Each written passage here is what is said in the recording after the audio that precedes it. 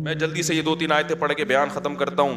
اللہ تعالیٰ آگے قرآن میں فرماتے ہیں فلولا اذا بلغت الحلقوم. اللہ کہتے ہیں یہ باتیں میں بتا رہا ہوں یہ میں تھوڑی خود کہہ رہا ہوں, یہ باتیں یہ کون کہہ رہا ہے بھائی؟ یہ تو اللہ کہہ رہا ہے, یہ تو اللہ کہہ رہا ہے. تو قرآن آگے کیا کہتا ہے؟ فلولا اذا بلغت الحلقوم. اللہ کہتے ہیں ایک ٹائم ایسا بھی آتا ہے, ابھی تو مزے میں ہو, جب تمہاری جان کہاں تک پہنچے گی؟ بولو نا.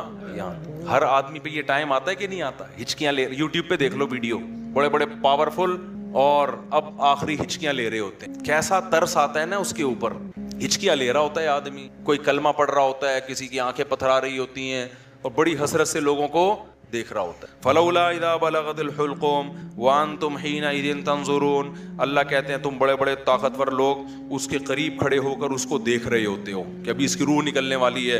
ترجعونہا ان کنتم صادقین. تم اس کی روح کو لوٹا دیا کرو.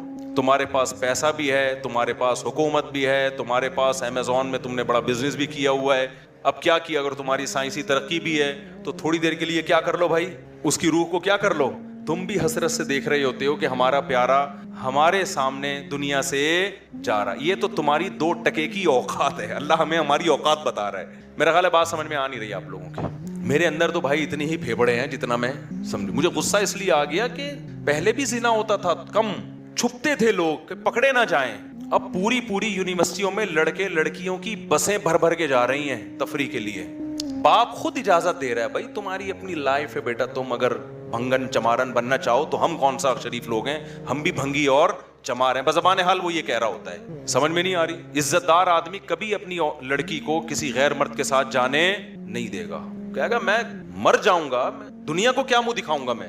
لیکن اب اس کو پتا ہے دنیا کو میں منہ دکھاؤں گا, دنیا بھی میری تعریف کرے گی. بڑا لبرل قسم کا باپ ہے ماشاءاللہ, اپنی بیٹیوں پہ کوئی کسی قسم کا کنٹرول نہ ہے نہ رکھنا چاہتا ہے. ڈانس کر رہے ہیں اپنی بیٹیوں کے ساتھ, ناچ رہے ہیں اپنی بیٹیوں کے ساتھ, لائکس مل رہے ہیں ان کو, لوگ شیئر کر رہے ہیں ماشاءاللہ جی. جو باپ محافظ تھا بیٹی کو حیا سکھانے کا, وہی بیٹی کی حیا نکال رہے ہیں. براڈ مائنڈڈ باپ ہے.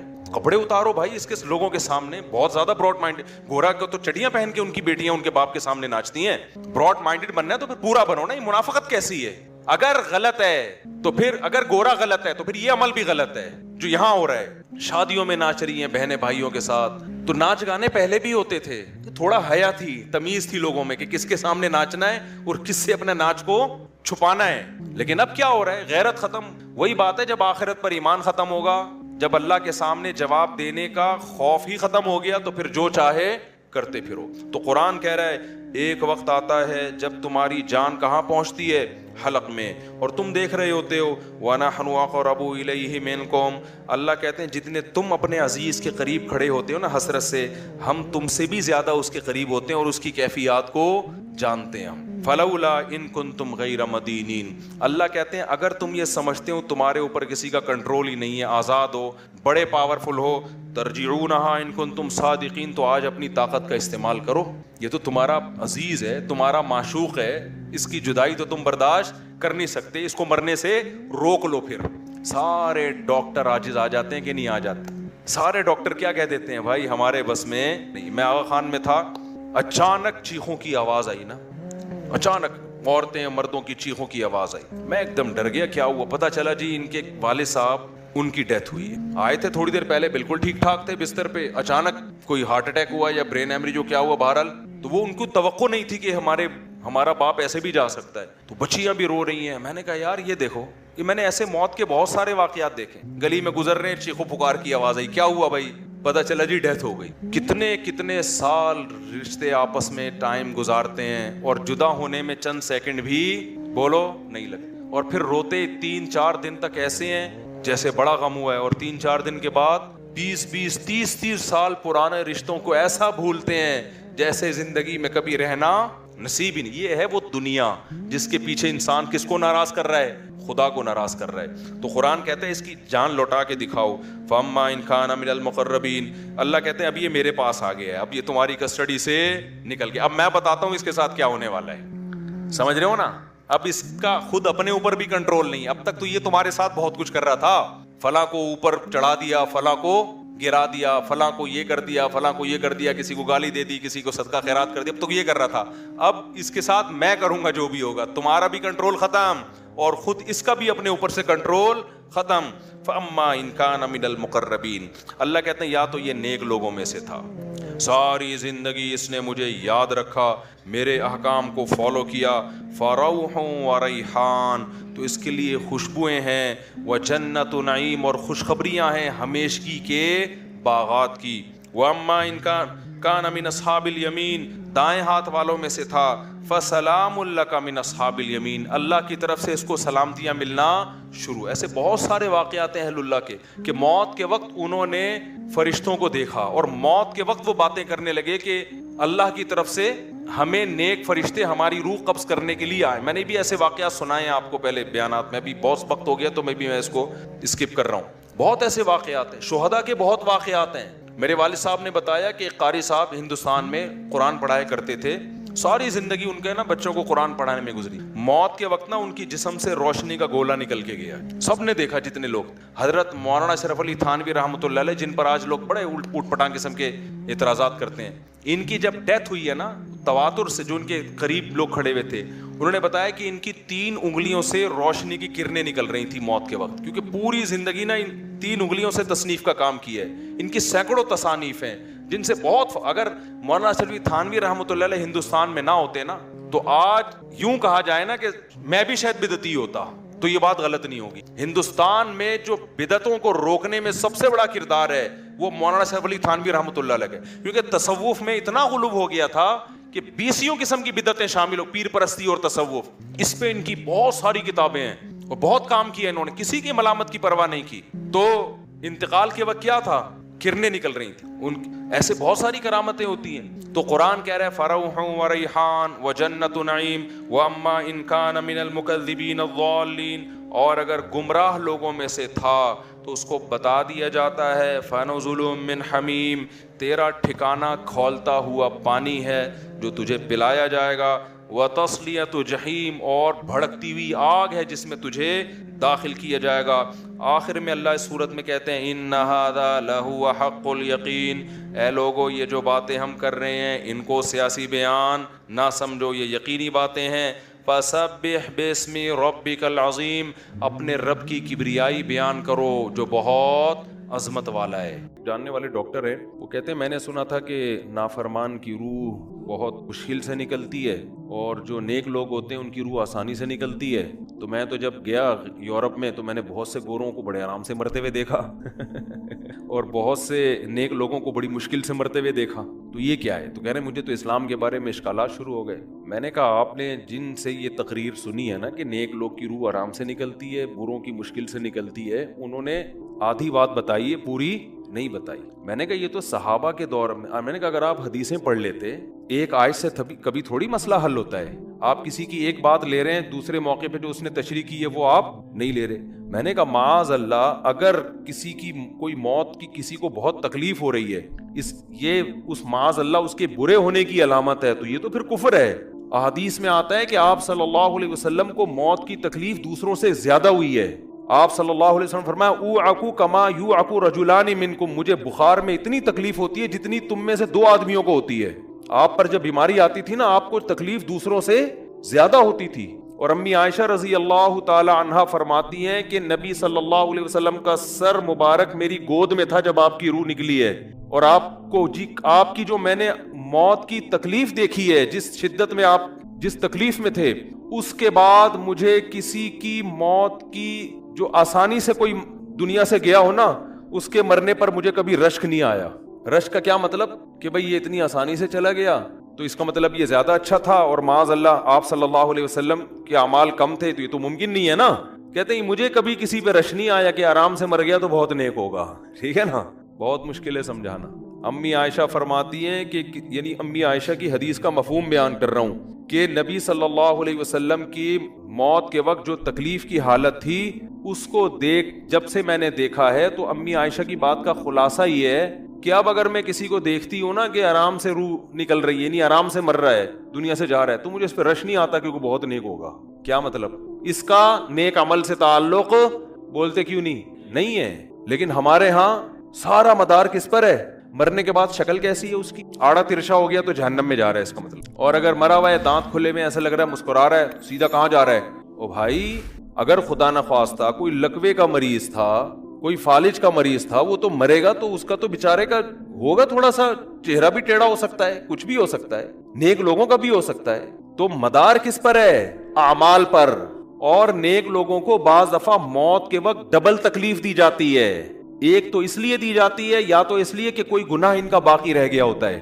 اللہ کیا کہتے ہیں؟ بھائی قبر میں جانے سے پہلے اس کو ہمارے پاس دھلا کے لے کے آؤ، صاف ستھرا ہو کے. اب ہمارے پاس آ رہا ہے تو اب ہم نہیں چاہتے کہ اس کے گناہوں کی گٹھری ہو، اس کو پاک صاف کر کے لے. میں نے بڑے بڑے بزرگ دیکھے جن کو آخری وقت میں بہت مصیبت میں گزری ان کی، یعنی زندگی کے آخری ایام، بیٹیوں کی ٹینشن، کسی بیٹی کو طلاق ہو گئی، وہ گھر آ گئی، کوئی اور مسئلہ ہو گیا، تو بڑی ٹینشن میں آخری وقت. لیکن وہ زبان سے کیا کہتے تھے؟ شکر. کیا شاید اللہ تعالیٰ ہمارے گناہوں کو معاف کرنا چاہتا. اولاد کی حدیث میں آتا ہے کہ انسان کو اس کی گھر والی کی طرف سے، اس کی اولاد کی طرف سے، اس کے جسم کی طرف سے تکلیفیں پہنچتی رہتی ہیں اور اس کے گناہ معاف ہوتے رہتے ہیں حتی لقی اللہ طاہرا مطہرا. جب اللہ کے پاس آتا ہے نیٹ کلین، بالکل گناہوں سے پاک صاف ہو گیا.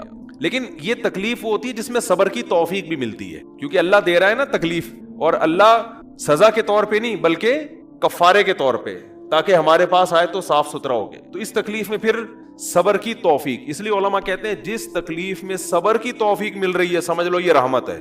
یہ کیا ہے؟ رحمت. یہ اللہ آپ کو بنانا چاہ رہا ہے کچھ. اب لوگ کہتے ہیں یہ والی تکلیف کیوں، وہ والی کیوں نہیں آئی، یہ تو بہت زیادہ ہو گئی. تو بھائی اللہ سے کوئی نہیں لڑ سکتا، وہ جو دے رہا ہے وہ اس پہ صبر کرو. اسی کو کہتے ہیں تقدیر پر رضا. جو اللہ نے مقدر کیا ہے بس ہم اس پہ کیا ہیں، کوشش کریں گے، اللہ سے عافیت مانگیں، اے اللہ ہمیں تکلیفیں نہیں چاہیے، ہم تو ویسے ہی کمزور ہیں، ایسا نہ ہو تکلیف میں اور یا نافرمانی پہ نہ آ جائیں، ہمیں تو خوشیوں بھری زندگی چاہیے، اور اللہ ان خوشیوں میں شکر کی توفیق دے کے گناہ معاف کر دے. ٹھیک ہے نا؟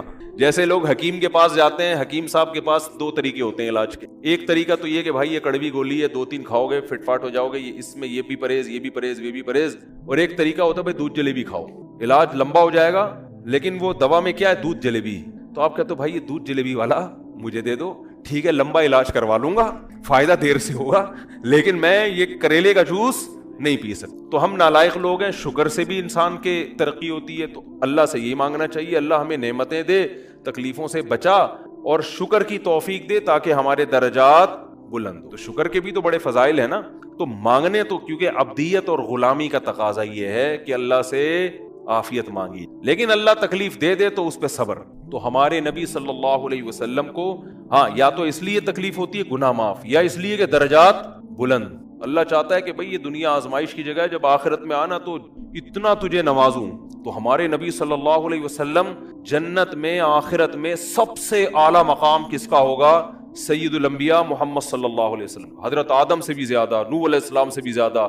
تو اللہ نے فرمایا کہ آپ کو پروٹوکول دینے کے لیے آخری جو اب آپ کا آخرت کا سفر ہے نا، اس میں مادی تکلیف آپ کو دوسروں سے زیادہ دی جائے گی. یہی وجہ ہے کہ حضرت فاطمہ رضی اللہ تعالی عنہ آپ کی چہیتی بیٹی، جب انہوں نے آپ صلی اللہ علیہ وسلم کی اس تکلیف کو دیکھا نا، جو موت کے وقت تکلیف تھی اور جو بخار کی شدت تھی، واہ کرب ابتا، فرماتی تھی ہائے میرے والد کا کرب. بہت زیادہ غمزدہ ہو گئی ان کو دیکھ کر کس قدر تکلیف میں ہے. تو آپ صلی اللہ علیہ وسلم نے فرمایا لا کرب علی ابیک بعد اليوم. کیسے تسلی کے جملے. اپنی بیٹی سے فرمایا ہے فاطمہ تیرے باپ پر آج کے بعد کوئی تکلیف، بولو لا کرب علی ابیک بعد اليوم. اس میں بھی آپ صبر کا پہلو تلاش کر رہے ہیں، شکر کا. بس یہ اللہ کی طرف سے آخری ہے. آج کے بعد اے میری بیٹی تیرے باپ پر کوئی تکلیف نہیں. اپنی بیٹی کو بھی تسلی دے رہے ہیں کہ غم ہلکا کر، بس یہ اللہ کی طرف سے آخری ہے، آج کے بعد کوئی تکلیف نہیں ہوگی. تو ہمارے ہاں وہ بیچارہ تکلیف سے جا رہا ہے تو یار دیکھا آ گیا نا سامنے، لگے یہ دیکھا ہم تو کہتے تھے بندہ ہی 2 نمبر ہے، اب آ گیا نا دیکھو کیسے مر رہا ہے. اور پیغمبروں کو تکلیف تو دی جاتی ہے لیکن کوئی ایسا عیب نہیں ہوتا، ایسی بیماری نہیں ہوتی جو لوگوں میں معیوب سمجھی جاتی، یہ نہیں ہوتا. کیونکہ پیغمبر اللہ کے قاصد ہیں تو اللہ ان کو ہر لحاظ سے امت کو یہ بتانا چاہتے ہیں یہ میرے رسول ہیں، یہ میرے سفیر ہیں. تو کوئی بھی ایسی چیز جس کی وجہ سے لوگوں کو ان سے نفرت ہو، یا طبعی نفرت جو انسان کے اختیار میں نہیں ہوتی، تو اللہ ایسی بیماری اور ایسی تکلیف سے بچاتے ہیں ان کو. سمجھ میں آ رہی ہے بات؟ لیکن امتی کو ایسی تکلیف ہو سکتی. یہ جو ختم نبوت کے علماء کہتے ہیں نا مرزا غلام احمد بیت الخلاء میں گر کے مر گیا، تو بعض لوگ کہتے ہیں وہ تو بیت الخلاء میں تو فلاں بزرگ کا بھی انتقال ہوا تھا، فلاں کا بھی بزرگ کا ہو سکتا ہے، پیغمبر کا بیت الخلاء میں انتقال بولو نہیں ہو سکتا، کیونکہ پیغمبر کو اللہ ایسے عیب سے بچاتے ہیں جو انسانوں میں عیب سمجھے جاتے ہیں. تو پیغمبر کو ایسی بیماری نہیں ہوتی جیسے اچھوت کی بیماری ہے کہ کوئی ہاتھ نہیں لگا سکتا اس کو، ایسی بیماری پیغمبروں کو نہیں ہوتی. کوڑ کی بیماری پیغمبروں کو نہیں ہوتی، کیونکہ ایسی بیماری جس سے لوگ گھن کھاتے ہیں، ایسی نہیں. لیکن امتی کو ہو سکتی ہے، امتی کو ایسی بیماری ہو سکتی ہے، اللہ اس کے درجات کیا کرے گا؟ بلند کرے گا. مجھے ایک واقعہ کسی نے سنایا کہ ایک ہندو تھا، اس کو کوڑ کی بیماری تھی. کوڑ نہیں ہوتا، گوشت گلنا شروع ہو جاتا ہے، تو یہ بیماری پھیلتی ہے. اس کے رشتہ داروں نے بالکل الگ کر دیا اس کو، وہیں سے کھانا پھینکتے ایسے کر کے. کہیں تبلیغی جماعت گئی، ان کو پتا چلا، وہ بیٹھ گئے اس کے پاس جا کے، وہ کھلا بھی رہے ہیں پلا بھی رہے ہیں. تو وہ بڑا متاثر ہوا، یار سب نے چھوڑ دیا اور مسلمان ہو کے، تبلیغ والے تو اکرام کا کوئی موقع الحمدللہ چھوڑتے نہیں. تو وہ مسلمان ہو گیا اور پھر اس کا انتقال ہو گیا تھوڑے دنوں میں. اب دیکھو اللہ نے جو اس کو کوڑ کی بیماری میں ڈالا، یہ بیماری اس کے لیے رحمت بن گئی کہ نہیں بن گئی؟ تو کفر کی حالت میں کوئی اچھا کام کیا ہوگا اس نے، اس کے بدلے میں اللہ نے اس کو کیا دے دیا؟ کوڑ کی بیماری. اب دنیا کہے گی یار عام کافر جو اچھے کام نہیں کرتے وہ تو فٹ فاٹ گھوم رہے ہیں، اور یہ تھوڑا بہت خیال کرتا تھا، اس کو اللہ نے کیا دے دیا؟ بھائی اس کو دیا اس لیے کہ اللہ کو پتا ہے کہ جی کوڑ میں ہوگا تو تبلیغ والے آئیں گے، اس کی آؤ بھگت کریں گے اور یہ کیا ہو جائے گا؟ اسلام میں داخل ہو جائے گا. تو اللہ کے کام ہے، یہ اللہ ہی بہتر جانتا ہے. تو بعض دفعہ اللہ تکلیف میں ڈالتے ہیں تاکہ آپ کے گناہ دھل جائیں. تو اس لیے موت کی جو تکلیف ہے نا، اچھا اور عین ممکن ہے کوئی بہت بڑا بدماش ہو، بڑے آرام سے مر جائے اور مرنے کے بعد ایسی خوبصورت اسکن ہو جائے اس کی، کیونکہ اسکن کی اچھے یا برے ہونے کا تعلق موسم سے ہے جینے، ٹھیک ہے نا. جس کو برین ہیمریج ہوتا ہے تو چہرہ خراب ہوتا ہے، چاہے وہ نمازی ہو. میں نے ایسے پکے نمازیوں کو جن کی نماز کی حالت میں ڈیتھ ہوئی ہے، ان کو دیکھا موت کے بعد ان کا چہرہ کالا ہو گیا. یہ بری بات نہیں تھی، یہ کالا اس لیے ہو گیا کہ برین ہیمریج ہوا، رگ پھٹی ہے تو بلیڈنگ ہونا اور ہارٹ اٹیک بھی ہوا پھر ان کو. تو ڈاکٹر کہہ رہے تھے ان کو جلدی دفناؤ کیونکہ یہ بہت جلدی ان کا جسم خراب ہو جائے گا. حالانکہ پھر میں نے خواب میں ان کو جنت میں بھی دیکھا. صحیح ہے نا. تو خام خامانہ لوگوں نے یہ چیزیں بنائی ہوئی. تبھی میت کو چھپانے کا حکم ہے، کیونکہ اکرام کرنا ہے نا، تو چہرہ مرنے کے بعد بگڑنا شروع ہوتا ہے. یہ ہر ایک کا ہوگا، چاہے نیک ہو چاہے برا. تبھی تو حکم ہے کہ اس کو جلدی دفن کرو، کیونکہ اس کی توہین ہے اب لوگوں کے سامنے رکھنا. اور ہمارے یہاں کیا ہو رہا ہے، باقاعدہ مردوں کے ساتھ سیلفیاں چل رہی ہیں، ناک میں روئیاں ٹھوسی ہوئی ہیں اور ویڈیو بن رہی ہے اور زیارت ہو رہی ہے، لائن لگ لگ کے پبلک دیکھ کے جا رہی ہے. کیا جاہلانہ رسم ہے یار، کیا جاہلانہ. میت میں اور دلہن میں فرق ہونا چاہیے. دلہن کی منہ دکھائی ہوتی ہے، وہ محلے پڑوس کی عورتیں آتی ہیں، بھائی دلہن آئی ہے بیوٹی پارلر کر کے دیکھ رہی ہیں. تو مردے اور دلہن میں اتنا تو فرق کرو، مردے کی بھی رونمائی ہو رہی ہے. تو یہ غلط رسم ہے. انتقال ہو گیا فوراً چہرے پہ کپڑا. ہاں جو اس کے بہت قریبی لوگ ہیں، قریبی لوگ ایسا ہوتے ہیں کہ اگر وہ بدبو آ بھی رہی ہو، چہرہ بگڑ بھی جائے، ان کو نفرت نہیں ہوتی. بیٹے کو اپنے باپ سے نفرت نہیں ہوگی، چاہے جیسا بھی ہو، چہرہ جیسا بھی بگڑ جائے. وہ کہے گا یار میرا اس کا رشتہ خوبصورتی کی بیس پہ تھوڑی ہے. لیکن اجنبی لوگ جب اس کو دیکھیں گے تو چہرے کے بارے میں تبصرے بھی کریں گے. اور ایک صاحب کا انتقال ہوا، میں نے کہا جلدی دفناؤ، چہرہ نہ دکھاؤ. تو انہوں نے کہا لوگ کہیں گے یار لگتا ہے کوئی چہرہ بگڑ گیا اس لیے چھپا رہے ہیں. میں نے کہا اب تو اور چھپانا چاہیے، اس لیے کہ جس کا بگڑ جائے اس کو تو چھپائیں گے تو پھر لوگ یقیناً کہیں گے بگڑا ہوا چہرہ ہے. تو اس رسم ہی کو ختم کر دینا چاہیے. انتقال ہوا فوراً چہرے پہ کپڑا. ہاں بیوی دیکھ سکتی ہے اپنے شوہر کو، یا بیٹے ہیں، یا اس طرح جو بھائی بہن ہیں قریبی وہ دیکھ لیں. باقی پبلک سے چھپا کے اس کو فوراً کیا کرو، دفن. اب تو قبر میں جا کے بھی دکھا رہے ہوتے ہیں. یہ اجمیوں کی گندی رسم ہے، بری رسم ہے. گندی کا لفظ میں نے تھوڑا سا زیادہ سخت استعمال کیا، لیکن مجھے اس سے زیادہ ہلکا لگ نہیں رہا کوئی لفظ. عرب میں ایسا نہیں ہوتا. سعودی عرب میں جو ہے نا، عرب لوگ بہت سی چیزوں میں ابھی بھی اسلام کے بہت قریب ہیں، بڑے خاندان. ہم لوگ چونکہ ہندوؤں کے ساتھ زیادہ رہے ہیں نا انڈیا میں، تو بہت سی چیزیں ہم نے وہاں سے کیا لی ہیں جو مذہبی لوگوں میں بھی آئی ہیں. عرب میں یہ سسٹم نہیں ملے گا آپ کو. عرب میں جب تک زندہ ہے احترام، ادب، تمیز. انتقال ہو گیا فوراً سے پہلے دفنایا. قبر پہ تختی بھی نہیں لگاتے. وہ جائز ہے تختی لگانا، لیکن وہ بھی نہیں لگاتے. کہہ رہے ہیں اب اس کو تختیوں کی ضرورت نہیں ہے، اب دعاؤں کی ضرورت ہے. دعائیں ہوتی رہتی ہیں ابا کے لیے، اور صدقات و خیرات کرتے ہیں. تب ایسا صدقے کرتے ہیں عرب کہ آپ کی سوچ ہوگی. ایسی سخاوت ہے عربوں میں، اپنے ابا کے لیے، اپنی اماں کے لیے دعائیں کرتے ہیں. وہ میں نے بتایا نا ایک واقعہ میں نے بہت پہلے سنایا تھا. جدہ میں کسی کے ہاں ٹھہرا ہوا تھا، سعودی عرب میں، پاکستانی تھے. وہ کسی عرب کے ساتھ 30 سال سے ملازمت کر رہے تھے. عربوں کا نا آپ کو ایک پہلو دکھایا جاتا ہے میڈیا پہ، جو اچھا پہلو ہے وہ نہیں دکھایا جاتا. جو اسلام کی وجہ سے ان میں خوبی ہیں وہ نہیں دکھایا جاتا. تو ایک عرب شیخ تھا جس کی ہاں یہ ملازم. دوسرا عرب کا جو اصل کلچر آپ کو ملے گا گاؤں دیہاتوں میں. شہروں میں تو پتہ نہیں کون کون آگے آباد ہوا ہے، اس میں اچھے بھی ہیں برے بھی ہیں. کہہ رہے ہیں میں نے دیکھا کہ وہ ایک عرب شیخ اپنی فیکٹری سے نکلا، میں تو ایک بھکاری آیا، اس نے اللہ کے نام پہ کچھ مانگا. اس کے پاس پتہ نہیں تنخواہ بانٹنے نکل رہا تھا، کیا نکل رہا تھا، اس کے پاس بہت سارے پیسے تھے ریال. تو اس نے اس کو بھکاری کو دے دیے. بھکاری کو جیسے ہی دیے, بھکاری نے, اچھا یہ عرب بھی 80 سال کا بڈھا, تو اس بھکاری نے اس کے عربی کے ماں باپ کو دعائیں دینا شروع کر دی دل سے نا. وہ پاکستانی تھا, وہ بڑا ڈیڑھ ہوشیار, دعائیں دی, اللہ کرے تمہارے ابا کی مغفرت ہو جائے, اللہ کرے. تو وہ عرب کو اتنا اچھا لگا, اس نے اور دی. پھر وہ شروع ہو گیا, اللہ کرے تمہارے ابا وہ پھر اور دیتی. کہہ رہے ہیں اتنے پیسے اس بھکاری کو دے دیے. میں نے کہا یار یہ تو لاکھوں پتی بن گیا ہے, سارے پیسے ختم ہو گئے اس کے پاس, اور وہ گھنا دعائیں دیتا جا رہا ہے. وہ جو گھنا تھا نا, وہ کیا کر رہا ہے, وہ بھی گھنا بن کے طبیعت سے دعائیں دے رہا ہے. وہ رونا بھی آ جاتا ہے پاکستانیوں کو, آپ کو پتا ہے. تو کہہ رہے وہ چلا گیا, پیسے ختم ہو گئے. اس عربی نے کہا اگر یہ میرے پاس اور بھی پیسے ہوتے نا, یہ دعائیں دیتا رہتا میں پیسے. بعض ایسے جذبات ہو جاتے ہیں نا انسان کے کہ اس کو لگتا ہے کہ شاید یہ دعا قبول ہو رہی ہے, بعض دفعہ ایسی کیفیات آ جاتی ہیں انسان کے اوپر. تو وہ پاکستانی تھے جنہوں نے مجھے واقعہ سنا, کہہ رہے ہیں یار ان کے اندر کوئی ان کے قریب رہے نا تو بعض چیزیں ان میں بڑی خاندانی. عربوں میں ماں باپ کا بہت احترام ہے, بہت. جتنے کسٹمر کے ساتھ بدتمیز ہوتے ہیں نا, باپ اور ماں کے ساتھ اتنے ہی اچھا سلوک کرتے ہیں. ایسا نہیں ہے جیسے زبان چلا دی اور یہ کر دیا. باپ بیٹھا ہوگا, سب چپ کر کے آرام سے بیٹھے ہوں گے کہ باپ یہ بول بیٹا رہا ہے. ہمارے یہاں بیٹا باپ میں تو لوگوں سے پوچھتا ہوں یہ پہلے کیوں, کہ مجھے ایسا لگ رہا ہے آپ کا بچہ آپ سے پہلے پیدا ہو گیا, یعنی وہ باپ بنا ہوا ہوتا ہے.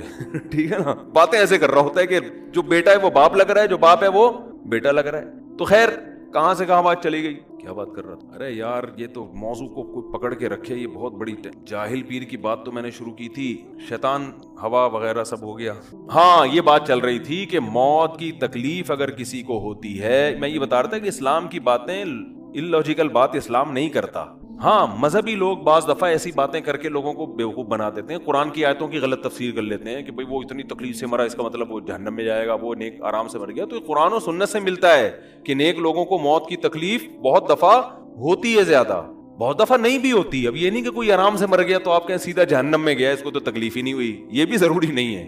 ٹھیک ہے, اس کو بولیں یہ اللہ کی رحمت ہے, اچھا گمان رکھنا چاہیے نا کہ بھئی یہ اللہ نے پہلے ہی دھلا دیا اس کو. تو یہ جو موت کی تکلیف جس کو قرآن میں آتا ہے نا کہ برے لوگوں کو موت کی تکلیف ہوتی ہے, وہ روح نکلنے کی ہے, کہ جب عالم برزخ کی طرف روح جاتی ہے اور اس کو برزخ کی چیزیں نظر آنا شروع ہوتی ہیں, تو پھر روح چاہتی نہیں ہے کہ میں جسم سے جدا ہوں, لیکن فرشتے اس کو کھینچ کے نکالتے ہیں.